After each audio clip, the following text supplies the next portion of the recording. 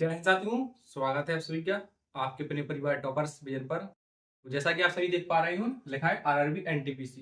तो आज हम बात करेंगे आरआरबी एनटीपीसी को लेकर के। जैसा कि आप सभी को पता ही है कि ग्रेजुएट लेवल और अंडर ग्रेजुएट लेवल दोनों के फॉर्म भरे जा रहे हैं। जैसा कि ग्रेजुएट लेवल के फॉर्म 14 तारीख से और अंडर ग्रेजुएट के आपके 21 तारीख से फॉर्म भरे जा रहे हैं। तो यहाँ पर कई साथी ऐसे भी होंगे जिन्होंने फॉर्म को भर दिया होगा और कई साथी ऐसे होंगे जिन्होंने अभी फॉर्म को नहीं भरा होगा, क्योंकि वो अभी इस चीज को डिसाइड नहीं कर पाएंगे कि किस जोन से हम फॉर्म को अप्लाई करें ताकि हमें कंपटीशन कम देखने को मिले। तो मैं इसी से संबंधित आपके लिए वीडियो लेकर आया हूँ जिसमें हम आपको बताने का प्रयास करेंगे कि किस जोन से आपको फॉर्म को भरें ताकि आपको कंपटीशन कम देखने को मिले। चलिए वीडियो को शुरू करते हैं। तो जैसा कि कई साथी ऐसे हैं जिन्होंने अभी फॉर्म को नहीं भरा है, अब वो साथी इस इंतजार में हैं कि हमें कहीं ना कहीं से एक डाटा मिल जाए कि किस जोन में कितने फॉर्म भरे गए हैं ताकि हम परसीड कंपटीशन निकाल के उसको फॉर्म को फिल कर दें, जैसा कि आपने आरआरबी ईएलपी में अपनाया था। तो मैं आप सभी साथियों को बता दूं कि आरआरबी एनटीपीसी और आरआरबी ईएलपी में आपका डिफरेंस है, क्योंकि आरआरबी जो एएलपी था उसमें डायरेक्ट रजिस्ट्रेशन नंबर दिया था, यानी कि कहीं ना कहीं 7 से 8 अंकों का जो रजिस्ट्रेशन नंबर था उसको डायरेक्टली दिया था। तो आपने उस अनुसार आपने निकाल लिया था कि कितने बच्चे इस जोन में अभी तक फॉर्म को भर चुके हैं। लेकिन आरआरबी एनटीपीसी में इसका उल्टा है। उसमें क्या है कि यहाँ पर कोई लेटर दिया है जैसे कि एन, उसके बाद कोई 4 अंक दिए हैं, फिर उसके बाद भी 4 अंक दिए हैं। इस प्रकार से आपका रजिस्ट्रेशन नंबर बन के आ रहा है। अब यहाँ पर चलिए हमने मान लिया कि एन किसी एक्स जोन के लिए है, मान लीजिए कि एम किसी वाई जोन के लिए है। तो इस प्रकार हम डिसाइड कर सकते हैं कि एन हमारा किसी एक्स जोन के लिए और एम हमारा वाई जोन के लिए। लेकिन आगे के जो 4 अंक और आगे के जो 4 अंक है इनको डिकोड कर पाना मुश्किल है। कहने वाली सीधी सी बात है कि इन 4 अंक को और जिन 4 अंक को कोई भी डिकोड नहीं कर सकता है। तो इस आधार पर हम नहीं बता सकते हैं कि किस जोन में कितने फॉर्म भरे गए हैं। इतनी बात आपको समझ में आई। और आरआरबीएलपी में क्या था कि डायरेक्टली आपको सीधा सीधा रजिस्ट्रेशन नंबर दिया था, तो उसके अकॉर्डिंग आप सभी ने निकाल लिया था कि कितने अभ्यर्थियों ने इस जोन में कितने फॉर्म भरे हैं। और आरआरबी एनटीपीसी में क्या है कि यहाँ पर कोई एक लेटर है, उसके बाद आपके जो अंक है इस प्रकार से दिए हुए हैं, तो यहाँ पर डिकोड कर पाना मुश्किल है। तो आप इस चीज के इंतजार में मत बैठे रहिए कि हम लास्ट डेट के 2-4 दिन पहले फॉर्म को भरेंगे ताकि हमें कहीं ना कहीं डाटा मिल जाएगा। और यूट्यूब पर जो भी यूट्यूबर है या कोई टीचर है, अगर इस डाटा के अकॉर्डिंग आपको बता रहा है कि इतने फॉर्म इस जोन में भरे गए हैं, तो आपको सरासर बेवकूफ बना रहा है। इस रजिस्ट्रेशन नंबर को डिकोड कर पाना बहुत ही मुश्किल है। मुश्किल क्या मतलब, आप इस तरीके समझिए कि इम्पॉसिबल है, कोई भी इसको डिकोड नहीं कर पाएगा। तो आप इस चीज की इंतजार मत बैठे रहिए। और जो यहाँ पर वीडियो बनाकर बता रहा है कि इस जोन में इतने फॉर्म भरे जा चुके हैं, इस जोन में इतने फॉर्म भरे जा चुके हैं, तो वो सरासर गलत बता रहा है। क्यों बता रहा है? क्योंकि मैंने भी इस चीज को देखा है कि सेम डेट में और सेम जोन में कहीं ना कहीं दूसरा रजिस्ट्रेशन नंबर निकल के आ रहा है और सेम डेट में सेम जोन में कहीं ना कहीं दूसरा रजिस्ट्रेशन नंबर निकल के आ रहा है। तो इस आधार पर हम डिसाइड नहीं कर सकते कि किस जोन में कितने फॉर्म भरे गए हैं आरआरबी एनटीपीसी में। इतनी बात आपको समझ में आई? अब इतनी बात समझ में आ गई तो चलो ठीक है, हम फॉर्म को भर देते हैं। लेकिन अब हमारे पास कौन सा जोन ऐसा है जिसमें हम फॉर्म को भर दें ताकि हमें कंपटीशन कम देखने को मिले? तो मैं आपको यहाँ पर 2-4 बातें बताने वाला हूँ, तो आप उन बातों को ध्यान से सुनिएगा। चाहे वो ग्रेजुएट लेवल के लिए बात करें, चाहे वो हम अंडर ग्रेजुएट लेवल की बात करें, दोनों में वो आपका अप्लाई होने वाला है। तो चलिए हम बात करते हैं। जैसे कि मान लीजिए कि आरआरबी एनटीपीसी हम ग्रेजुएट लेवल की हम बात करें, तो ग्रेजुएट लेवल में क्या है कि कोलकाता में सबसे ज्यादा पोस्टें यहाँ पर आपको देखने को मिली है। तो आप सोचेंगे चलो ठीक है, कोलकाता में हम फॉर्म को भर देंगे क्योंकि वहां पर सीट ज्यादा है। तो आप इस चीज को भी सोच के चलिएगा कि जहां पर सीट ज्यादा होंगी वहां पर फॉर्म भी सबसे ज्यादा पड़ेंगे। अब फॉर्म सबसे ज्यादा पड़ेंगे तो कंपटीशन तो ऑटोमेटिकली बढ़ने वाला ही है। आपको इतनी बात समझ में आ चुकी होगी। आप सबसे ज्यादा जहां पर हैं, जहां पर मैक्सिमम सीटें हैं, यदि आप वहां से फॉर्म भर रहे हैं तो आपको कंपटीशन ऑटोमेटिकली ज्यादा ही देखने को मिलेगा। ठीक है। और इसके बाद यदि हम बात करें कि चलो ठीक है हम कम में भर देते हैं जहां पर सबसे कम वैकेंसी हो। हमने मान लिया कि कोई एक्स जोन है, इसमें सबसे कम है, मिनिमम है यहाँ पर सीट है। तो आप यहाँ से यदि फॉर्म भर देंगे तो हो सकता है आपको यहाँ से कंपटीशन कम देखने को मिले। लेकिन आप इस बात को और भी सोच कर चलिएगा, चलो ठीक है हम इसमें यहाँ से भर तो देंगे, लेकिन कई अभ्यर्थी ऐसे भी होंगे जो कहीं ना कहीं इतने श्योर होंगे अपने आप में, इतने कॉन्फिडेंट होंगे कि चलो 10 सीट भी यदि उस जोन में रही तो हम उनको निकाल ले जाएंगे। आप हैं जैसे कि मान लीजिए कि आपने क्या सोचा, आप अपने को संपूर्ण ज्ञाता नहीं मान सकते हैं। जैसे मैं अपनी बात करूं तो मैं अपने आप को ऐसे नहीं कह सकता हूं कि मैं 100 में से 100 या 100 में से 95 क्वेश्चन सही करके आऊंगा, बिल्कुल भी नहीं कर पाएंगे। और कई अभ्यर्थी ऐसे होंगे जो हमसे कहीं ना कहीं बहुत आगे होंगे। अब बहुत आगे होने का मतलब क्या है, तो वो अपने आप में श्योर तो है ही कहीं ना कहीं, तो वो इन सीटों को उठा ले जाएंगे क्योंकि वो पहले से श्योर हैं और उन्होंने कई सारे रेलवे एग्जाम दिए हैं, तो उन्हें इस चीज का अनुभव भी है कि चलो ठीक है, कम कितनी भी कम सीटर है हम उनको ले जाएंगे। तो यहाँ पर भी आपको खतरा हो सकता है फॉर्म भरने से, क्योंकि मान लीजिए कि 100 या 50 सीटें ही हैं केवल, और वहां पर भी कोई क्रीम बच्चा है उसको उठा करके ले गया, फिर आपके पास क्या ही बच्चा, कुछ नहीं। तो आपको यहाँ पर क्या होगा कि आपका जहां पर भी सीट्स कम है, जिस जोन में आपकी सीट कम है, तो वहां पर यदि आप फॉर्म को भर रहे हैं तो वहां पर भी आपको खतरा है। क्यों है खतरा? क्योंकि वहां पर जब सीट कम है तो वहां पर फॉर्म कौन सा बच्चा भरेगा? वहां पर फॉर्म वही बच्चा भरेगा जो अपने आप में पूर्ण कॉन्फिडेंट होगा कि चलो हम इतनी सीट होने के बावजूद भी हम इस सीटों को उठा सकते हैं। मान लीजिए कि किसी जोन में 50 सीट है और वहां पर वही बच्चा फॉर्म भरने आएगा जो अपने आप में पूर्ण कॉन्फिडेंट होगा कि चलो हम यहाँ पर इस सीटों को उठा सकते हैं, तो वहां पर भी आपको कंपटीशन ज्यादा ही देखने को मिलेगा। और जहां पर सीटें ज्यादा है तो वहां पर तो आपको कंपटीशन ज्यादा देखने को मिलने वाला ही है, क्योंकि फॉर्म ज्यादा भर रहे हैं। तो अब आप किस जोन से फॉर्म भरें, तो वही मैं आपको बताने वाला हूँ। तो सबसे पहले आप क्या करिएगा कि आप पहले अपनी पोस्ट को देखिएगा कि आपको पोस्ट चाहिए कौन सी। आपको स्टेशन मास्टर चाहिए, या आपको गुड्स ट्रेन मैनेजर चाहिए, या आपको सुपरवाइजर, या कोई टाइपिंग वाली पोस्ट चाहिए। चलिए, तो हमने मान लिया कि आपको चाहिए स्टेशन मास्टर। कौन सी? Station master. आपको चाहिए स्टेशन मास्टर। तो आप क्या करिएगा कि आप अपने जो जोन से भरने वाले हैं उस जोन में आप अपने पहले स्टेशन मास्टर की पोस्ट देखिएगा कि आपकी उस जोन में कितनी पोस्ट है। जैसे कि आपने यदि डिसाइड किया है कि हम प्रयागराज से भरने वाले हैं, तो आप पहले वहां पर देखें कि स्टेशन मास्टर कितनी पोस्ट है। जैसे कि स्टेशन मास्टर की प्रयागराज में 0 पोस्ट है, तो आपका वहां पर फॉर्म भरने का कोई मतलब नहीं है। तो इसी प्रकार से आप देखिएगा कि आपको जिस जोन से फॉर्म को भरने वाले हैं उसमें पोस्ट कितनी है। आप सिर्फ एक पोस्ट पर फोकस करिएगा। ऐसा नहीं है कि आप हर एक पोस्ट को ज्यादा देख रहे हैं। आपको गुड्स ट्रेन मैनेजर भी ज्यादा चाहिए, स्टेशन मास्टर भी चाहिए ज्यादा, और सुपरवाइजर भी, और टाइपिंग वाले भी। तो आपका ऐसे काम नहीं चलेगा। ऐसा कोई भी जोन नहीं है जिसमें हर एक पोस्ट ज्यादा की मात्रा में देखने को मिले। ऐसा कोई भी जोन नहीं है। तो आपको पहले क्या करना पड़ेगा, आपको डिसाइड करना पड़ेगा कि आप किस पोस्ट के लिए फाइट करने वाले हैं। आपको कौन सी पोस्ट चाहिए। आपको चाहिए स्टेशन मास्टर, तो आप स्टेशन मास्टर की पहले पोस्ट देखिएगा कि किस जोन में कितनी पोस्ट है, उसके अनुसार आप डिसाइड करिएगा। इसके बाद दूसरी बात आती है कि चलो हमने ठीक है यहाँ पर पोस्ट तो देख ली कि किसी जोन में स्टेशन मास्टर की 50 या 70 सीट है। चलिए, तो मैंने मान लिया कि आपने किसी जोन में 70 स्टेशन मास्टर की सीट है, आपने डिसाइड कर ली चलो हम इस जोन से इसको फॉर्म को भर देंगे।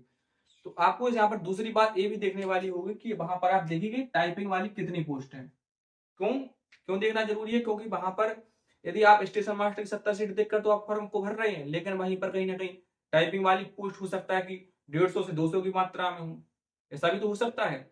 तो कहीं ना कहीं यदि आपने पोस्ट प्रेफरेंस भरी, चलिए मान लीजिए कि आपने station master cut off clear ना कर पाई, और यदि आपको फिर क्या होगा कि टाइपिंग वाली पोस्ट दे दी जाएगी, और टाइपिंग वाली यदि पोस्ट आपको मिल गई तो फिर आपको टाइपिंग क्वालिफाई करना ही करना होगा। तो आपको टाइपिंग से भी बचना है, क्योंकि टाइपिंग से इसलिए बचना है क्योंकि यहाँ पर हिंदी और इंग्लिश दोनों प्रकार की टाइपिंग मांगी जाती है। तो यहाँ पर कहीं ना कहीं आपको एक स्किल टेस्ट अलग से देना पड़ेगा। तो कहीं ना कहीं जो आपका सिलेक्शन होगा वो टफ होता जाएगा। आप ऐसा जॉन डिसाइड करिएगा कि जिसमें आपको अपने पोस्ट के अनुसार सीटें ज्यादा हो, और वहां पर कहीं ना कहीं सीधा सीधा सिलेक्शन हो। सीधा सीधा सिलेक्शन का मतलब क्या है कि आपको सीबीटी फर्स्ट और सीबीटी सेकंड देकर के आपको सीधा सिलेक्शन हो जाए, आपको स्किल टेस्ट ना देना पड़े। जैसे कि मान लीजिए मैंने डिसाइड यहाँ पर किया है कि मुझे मिल जाए गुड्स ट्रेन मैनेजर, क्योंकि वहां पर क्या है कि सीबीटी फर्स्ट देंगे हम डायरेक्ट, उसके बाद हम डायरेक्ट सीबीटी 2 देंगे और हमारा सिलेक्शन यहाँ पर श्योर हो जाएगा। हमें टाइपिंग से बचना है, तो हम उस जोन को डिसाइड करेंगे यहाँ पर जिसमें टाइपिंग की पोस्ट ही नहीं है। टाइपिंग की पोस्ट नहीं है, तो जब हम प्रेफरेंस को भरेंगे तो अपने गुड्स ट्रेन मैनेजर को ऊपर रखेंगे, उसके बाद हम सुपरवाइजर रखेंगे, उसके बाद हम स्टेशन मास्टर रखेंगे, फिर उसके बाद हम टाइपिंग की रखेंगे। क्योंकि वहां पर चूंकि टाइपिंग की पोस्ट ही कम है, तो हमें ज्यादा से ज्यादा यहाँ पर उम्मीद जो रहेगी वहां पर हमें जो स्टेशन मास्टर या गुड्स ट्रेन मैनेजर या सुपरवाइजर की पोस्ट मिलने की हमें ज्यादा चांसेस बढ़ जाएंगे, क्योंकि यहाँ पर टाइपिंग की पोस्ट ही नहीं है। तो हम ऐसे जो को डिसाइड करेंगे। तो आपको मैक्सिमम में नहीं जाना है, आपको मिनिमम में नहीं जाना है, और इसके अलावा आपको क्या करना है कि आप मध्य में जा सकते हैं। जैसे कि मान लीजिए कि कोलकाता में 1300 के अप्रोक्स सीटें हैं, और कहीं ना कहीं मुंबई में भी थोड़ी इसके नीचे हैं, सेकंड हाईएस्ट पर सीटें हैं। तो आप क्या करिएगा कि आप ऐसे जोन को डिसाइड करिएगा कि जिसमें ना तो हाईएस्ट हो और ना मिनिमम हो। तो आपको ऐसे जोन को डिसाइड करना है। और दूसरी बात, आपको ऐसा जोन डिसाइड करना है जिसमें आप जो पोस्ट लेना चाहते हैं उस पोस्ट के अनुसार आपकी वैकेंसी ज्यादा हो, और जिन पोस्ट को आप छोड़ना चाहते हैं उस जोन में वह वाली पोस्ट आपकी कम हो। जैसे कि आप टाइपिंग को छोड़ना चाहते हैं, आप टाइपिंग से बचना चाहते हैं, तो आप ऐसा जोन डिसाइड करिएगा जिसमें कि टाइपिंग की पोस्ट ही कम हो, तो आप कहीं ना कहीं उस पोस्ट को आप ले जाएंगे। तो यहाँ पर दूसरी बात ये आती है कि चलो हमने डिसाइड कर लिया कि हमें स्टेशन मास्टर चाहिए, तो हम स्टेशन मास्टर की पोस्ट देख लेंगे किस जोन में कितनी पोस्ट है। उसके अलावा हम ये भी देख लेंगे कि टाइपिंग वाली पोस्ट तो नहीं है, चलो ठीक है कुछ मात्रा में है तो चल जाएंगी। ऐसा नहीं है कि स्टेशन मास्टर की 69 हो, टाइपिंग की हो कम से कम 150 से या 250 के बीच में, तो वहां पर काम नहीं चलेगा आपका। तो आप अपने अनुसार इस चीज को डिसाइड कर लीजिए। और यदि आपके पास यहाँ पर इसका चार्ट नहीं है कि किस जोन में कितनी पोस्ट है, तो हम आपको उसको भी आपको प्रोवाइड करा देंगे, अपने कम्युनिटी पोस्ट पर उस चार्ट को डाल देंगे, तो वहां से आप अपने देखकर डिसाइड कर लीजिएगा। अब बात आती है कि चलो ठीक है हमने पोस्ट डिसाइड कर ली और जोन भी डिसाइड कर लिया, तो अब बात आती है कि हम पोस्ट प्रेफरेंस भरें, तो भरें कैसे। तो मैं आपको यहाँ पर पोस्ट प्रेफरेंस भी भरना बता देता हूँ। पोस्ट प्रेफरेंस आप कैसे डिसाइड करेंगे कि हमने मान लिया कि आपको चाहिए टॉप पर। टॉप पर आप कौन सी पोस्ट रखना चाहेंगे, टॉप पर आप वह वाली पोस्ट रखिएगा जिसमें कोई भी स्किल टेस्ट अलग से ना हो।